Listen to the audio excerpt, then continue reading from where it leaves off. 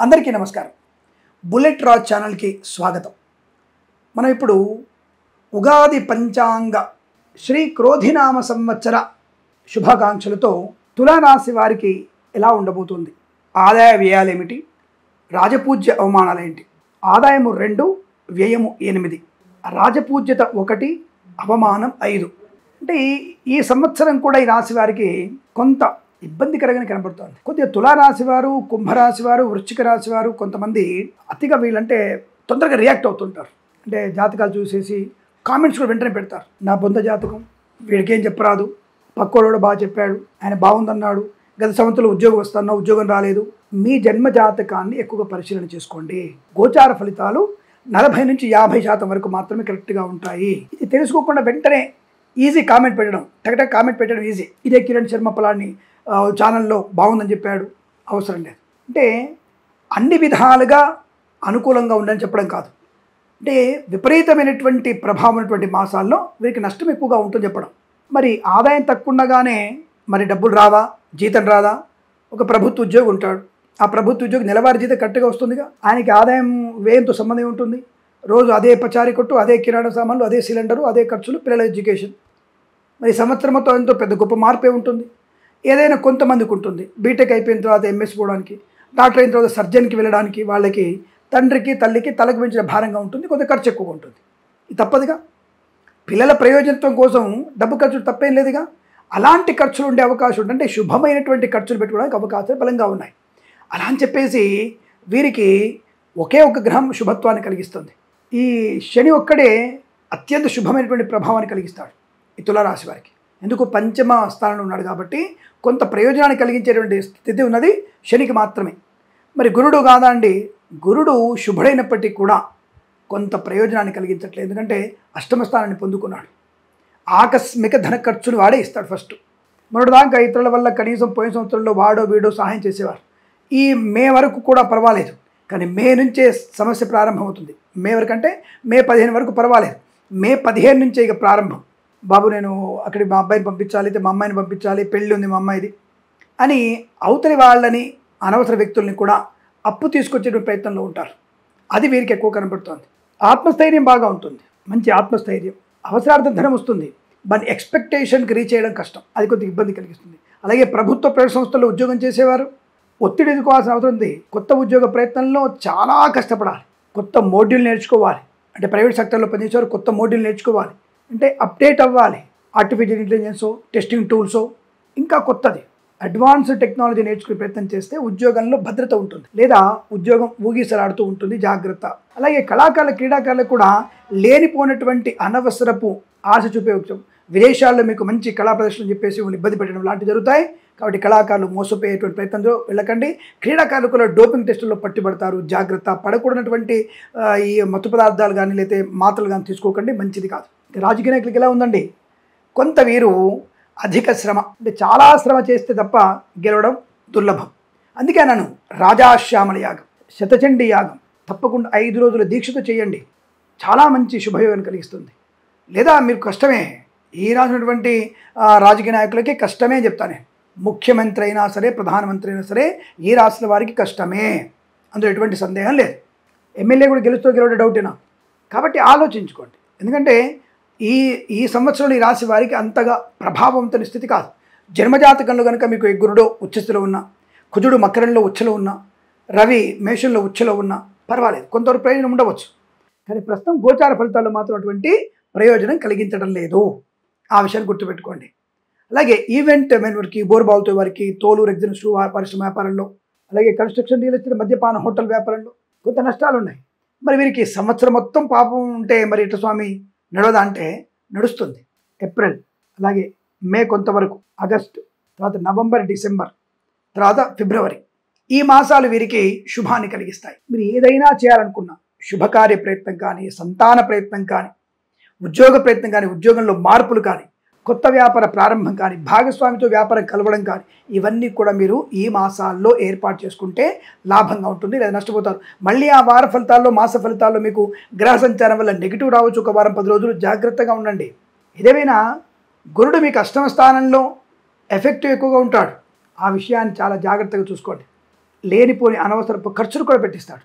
కిరాణా సంబంధ వ్యాపారం మూతపడే అవకాశం, సూపర్ మార్కెట్ వ్యాపారంలో నకిలీల బాధ, నకిలీ వస్తువులు అమ్ముతారు, ప్రమాదం. ఆ మధ్య కొన్ని దరిద్రులు అమ్ముతుంటారు కదా, ఏది వేడి వేడి బొక్కల్లోంచి నెయ్యి తీసి అమ్ముతుంటారు, నెయ్యి అంతా తయారు చేస్తుంటారు, నూనె తయారు చేస్తుంటారు. అటువంటివి మనం లొట్టలేసుకుంటూ తింటుంటాం. అనేక మాంస బుద్దల్ని కలిపి పెడుతున్నటువంటి ఉమ్మేసి అవి పోసినటువంటి వస్తువులు తింటూ ఉంటాం మనం. దాని మీద మనకి ఇంట్రెస్ట్ ఎక్కువ. వాడు అందులో ఉమ్మేస్తాడో జరదా కిళ్ళేసుకొని ఏం ఉమ్మేస్తాడో కూడా తెలియదు మనకి. అవి చూస్తేనే ఒక రకమైన అసహ్యం పుడుతుంటుంది. అటువంటి తినడానికి నిమ్మకాయ వేసుకొని దాని మీద ఉల్లిపాయలు వేసుకొని లొట్టలేసుకొని తింటుంటాం. కాబట్టి ఇటువంటి వాటి వల్ల కూడా మీకు అనారోగ్య సూచన ఏర్పడే అవకాశం ఉంటుంది. అటువంటి వ్యాపారంలో నష్టం పొందుకునే అవకాశం ఉంటుంది. ఇతరుల మీద ఆధారపడడం నష్టాన్ని పొందుకునే అవకాశాలు, విద్యా నష్టం, ఉద్యోగ నష్టాన్ని పొందిన అవకాశం. ఇతరుల మీద ఆధారపడడం ఎందుకు? మీ పరీక్ష మీరు రాయండి. పక్కోడి మీద ఆధారపడడం, మీ పరీక్షను పక్కోడితో రాయించడం, IELTS, GR, TOEFL పరీక్షలు ఉన్నాయి ఈ మధ్య. అనంత కోటి దరిద్రపు ఆలోచనలు మనకి. మన పరీక్ష ఇంకోటితో రాయించడం, మన హాల్ టికెట్ మీద ఇంకోటి ఫోటో పెట్టడం. అంటే మనము ఇంజనీరింగ్గా పాస్ అయిన తర్వాత మనము ఎవరితోనూ పరీక్ష రాయించేసి నిషానిగా తయారై ఇంజనీరింగ్లో మనం పట్టాలు పొంది ఇంజనీరింగ్గా మారి ప్రభుత్వ ఉద్యోగాన్ని పొంది బ్రిడ్జిలు కూలగొట్టడం మన పని. దానికి పనికి వస్తాం మనం. కాబట్టి అటువంటి తత్వం, అంటే ఇతరుల మీద ఆధారపడి పరీక్ష రాయడం, అది నష్టాన్ని కలిగిస్తుంది. నేను చెప్పినట్టు మాసాల్లో మరి విద్యాలాభం ఉంది, ఉద్యోగ లాభం ఉంది, ధనయోగం ఉంది, ఐశ్వర్యం ఉంది, share market, speculation, communities, crypto currency, bitcoins లాభాలు ఉన్నాయి. వేద పండితులకి, పురోహితులకి, బ్రాహ్మణులతో కులవృత్తుల వారికి, జ్యోతిష్యం లాభం ఉంది. మరి మిగతా మాసాల్లో డిబేట్లకు వెళ్ళకండి. మన డిబేట్లో కూర్చోగానే ఆ విలేకరు ఒక ప్రశ్న అడుగుతాడు, యాంకర్. మన సమాధానం చెప్పే లోపల ఇంకో ప్రశ్న అడిగిస్తాడు వాడు. మధ్యలో ఇంకొకటి పిలుస్తాడు, వాడిని అడిగిపిస్తాడు. అరే, మన సమాధానం చెప్పగలిగే కెపబిలిటీ ఉన్నా మనల్ని మనల్ని పక్క పెట్టేస్తాడు వాడు. కెమెరా ఇంకో దిగు తిప్పుతాడు, మీరు చెప్పలేకపోయారంటాడు.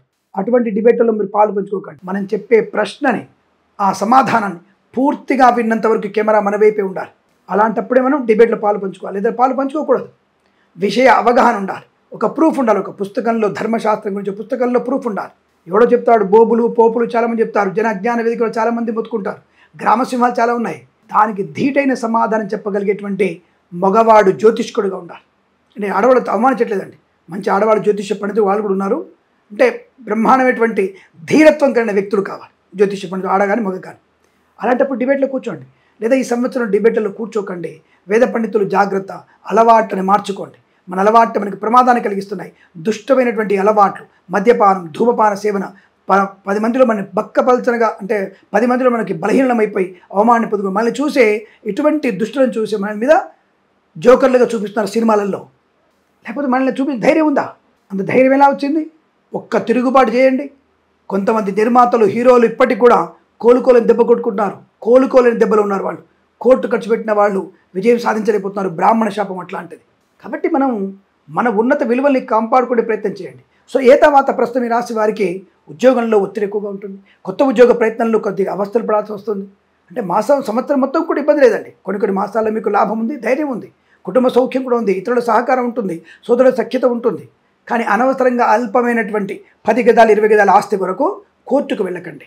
జీవితాంతం మనం కోర్టులోనే కాలం గడపాల్సి వస్తుంది. మధ్యవర్తిత్వం దాదా సమస్యని పరిష్కరించుకునే ప్రయత్నం చేయండి, లాభం ఉంటుంది.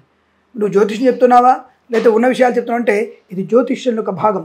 రాహుకేతు వల్ల కుటుంబ వ్యవస్థలో ఇబ్బందులు, కేతు వల్ల బయట ప్రపంచంలో నష్టాలు, అవమానాలు పొందుకోవడం, అలాగే గురుడి యొక్క పాపత్వం వల్ల మన యొక్క అలవాటుని, చెడు అలవాటుని నేర్చుకోవడం, పెద్ద చెడ్డవాళ్లతో కలిసి ఉండడం, మంచి వాళ్ళతో దూరం ఉండడం, తల్లిదండ్రులని వేరు చేసుకునేటువంటి ప్రయత్నంలో ఉన్నాం మనం.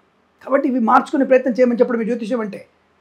మందు కొట్టకండి, బాగా నడపకండి, ప్రమాదంలో పడకండి. మీరు ప్రమాదంలో పడినా పర్వాలేదు, మీ వల్ల ఇంకొక మందికి ప్రమాదం జరిగే అవకాశం ఉంది. కాబట్టి జాగ్రత్తగా ఉండమని చెప్పడం. అలాగే విద్యార్థులు కానీ, ఇక వ్యాపార విషయంలో కానీ, boutiques, beauty parlour, bamboo depot కానీ, సినిమా రంగ వ్యాపారం కానివ్వండి, చాలా జాగ్రత్తగా ఉండాలి. రాజకీయ నాయకులు అప్రమత్తంగా ఉండే ప్రయత్నం చేయండి. ఆహార వ్యవహారాల్లో జాగ్రత్తలు పాటించండి. అలాగే రైతన్నలకి కొద్దిగా మొదటి పంట కన్నా రెండో పంట లాభము. ఏదేమైనా కొద్దిగా ఎక్కువ శ్రమ పడితేనే 2 పంటలు కష్టంగా 2 పంటలు పండే అవకాశం కనబడుతుంది. అది కూడా కందులు, మిర్చి, పత్తి పంట, మొక్కజొన్నలు, తర్వాత కూరగాయల వ్యాపారం, కూరగాయల పంటలు పండించేవాళ్ళు, వీరికి మాత్రమే లాభంగా ఉంది. వరి పంట నష్టాన్ని పొందుకునే అవకాశం ఉంది కనుక వరిని ఎక్కువగా పండించకండి. అలసందలు, నల్ల నువ్వులు కూడా మంచి లాభాన్ని కలిగించే అవకాశాలు. జూన్ 26 తర్వాతనే సమృద్ధి వర్షాలు పడతాయి. ఆ విషయాన్ని గుర్తుపెట్టుకోండి. పేపర్ వాళ్ళు చెప్పారు, వాతావరణ శాఖ వాళ్ళు చెప్పారు. ఏ శాఖ వాళ్ళు ఎప్పుడు చెప్పారో మా దగ్గర కూడా ప్రూఫ్తో సహా ఉంది. మేలో వర్షాలు పడతాయని, ఏప్రిల్లో ఎండింగ్ వర్షాలు పడతాయని, మేఘారంభం వచ్చేసిందని, కేరళ ఋతువులు తాకాయని, చాలా వరకు మేము కూడా చూసామండి. వాళ్ళు చెప్పిన తర్వాత నెలన్నర తర్వాతనే వర్షాలు పడ్డాయి. వాళ్ళు సామాన్య వర్షపాతం అన్నారు. ఆ సమయంలో 132% వర్షం పడింది. మా దగ్గర ప్రూఫ్స్ ఉన్నాయి. కాబట్టి మేము కూడా మేఘాడంబరాన్ని బట్టి, మేఘానికి అధిపతిటువంటి గ్రహాన్ని బట్టి, అలాగే సస్యాధిపతిని బట్టి మేము కూడా వర్షాన్ని చెప్తున్నాం. జూన్ 2వ వారంలో సామాన్యమైనటువంటి చిరుజలు పడే అవకాశం, జూన్ 26 తర్వాతనే మీకు చాలా మంచి వర్షాలు పడతాయి. ఈ విషయం గుర్తుపెట్టుకోండి. అధిక వర్షం లేదు, బట్ 120% వరకు మాత్రం వర్షం పడవచ్చును. జలాశయాలు పూర్తిగా నిండుతాయని లేదండి, బట్ నిండుతాయి, పర్వాలేదు. కొన్ని తుఫాన్ల వల్ల నిండుగా ఉండే అవకాశం ఉంటుంది. కానీ నీటి ఎత్తడి కొనసాగకుండా ఉండే అవకాశం, వచ్చిన నీరుని అంటిపెట్టుకొని అంటే జాగ్రత్త పాటించి కాపాడుకునే ప్రయత్నం చేస్తే విజయం సాధించే అవకాశం, రైతన్నలకి మంచి నీరు కూడా ఉండే అవకాశం ఉంటుంది. ఈ విషయం గుర్తుపెట్టుకోండి. ఏదైనా సంవత్సరంలో వైద్యులకి, వైద్య బృందాల వారికి, న్యాయవాదులకి, ఎల్ఐసి మెడికల్ గృహ ఏజెంట్లకి, అలాగే సినిమా రంగ వ్యాపారస్తులకి, నటినటులకి, దర్శక నిర్మాతలకి కొంత వెనక ముందు ఆలోచించే ప్రయత్నం చేయడం, డబ్బుల విషయంలో అప్రమత్తంగా ఉండడం, విదేశాలకు వెళ్లే నిమిత్తమై ప్రయత్నాలు జాగ్రత్తగా చూసుకోవడం, నమ్మినటువంటి వ్యక్తుల యొక్క మాటల్ని జాగ్రత్తగా చూసుకోవడం, భాగస్వామ్య వ్యాపారంతో జాగ్రత్తగా ఉండడం, కొత్త వ్యాపారాన్ని చేయకపోవడం, పాత వ్యాపారాన్ని వృద్ధి చేసుకునే ప్రయత్నంలో భాగస్వాములు కావడం మంచిది. కుటుంబ సభ్యుల, భార్యాభర్తల ఒకరికొకరు సలహాలు తీసుకోవడం వల్ల మంచి ప్రయోజనం ఉంటుంది. లేదా కుటుంబంలో కూడా అనవసరంగా వివాదాలు ఏర్పడేటువంటి సూచనలు కనబడుతున్నాయి.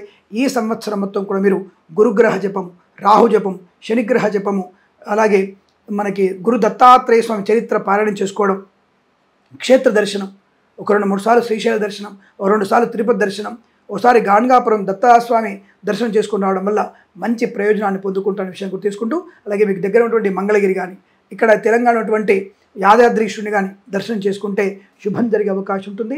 లక్ష్మీ నృసింహస్వామి అష్టోత్తరం కూడా చదువుకోండి, శుభం కలుగుతుంది. ఏదేమైనా కష్టం అయినటువంటి పనులను కూడా అధిగమించేటువంటి మాసాలు కొన్ని ఉన్నాయి. బట్ కొంతవరకు పెద్దవాళ్ళ యొక్క సహకారాలతో కొన్ని రుణ బాధల నుంచి ముక్తులు అడిగి, అలాగే కొన్ని విషయాల నియంత్రణ, విద్యార్థులు స్వీయ అనుభవాన్ని దృష్టిలో పెట్టుకొని మీ పరీక్షలో విజయం సాధించే అవకాశాలు కూడా ఉన్నాయి. కొంతవరకు శుభయోగం. మొత్తం మీద 56% అనుకూలంగాను, 44% నెగిటివ్ ఫలితాలు కనబడుతున్నాయి. కాబట్టి భగవత్ కృపా కటాక్షాలు పొందుకునే ప్రయత్నం చేయండి. తద్వారా అనుకూలంగా ఉంటూ తెలియజేసుకుంటూ, ఈ సంవత్సరం మొత్తం కూడా మీకు భగవంతుని అనుగ్రహంతో మీ పుణ్యప్రాప్తి వృద్ధి పొందుకుని, తల్లిదండ్రుల యొక్క అనుగ్రహంతో మీకు క్రోధినామ సంవత్సరం మొత్తం కూడా అత్యంత శుభమయమైన జీవనాన్ని పొందాలని కోరుకుంటూ, సర్వే జన సుఖినో భవంతు. ప్రేమతో మీ కిరణ్ శర్మ.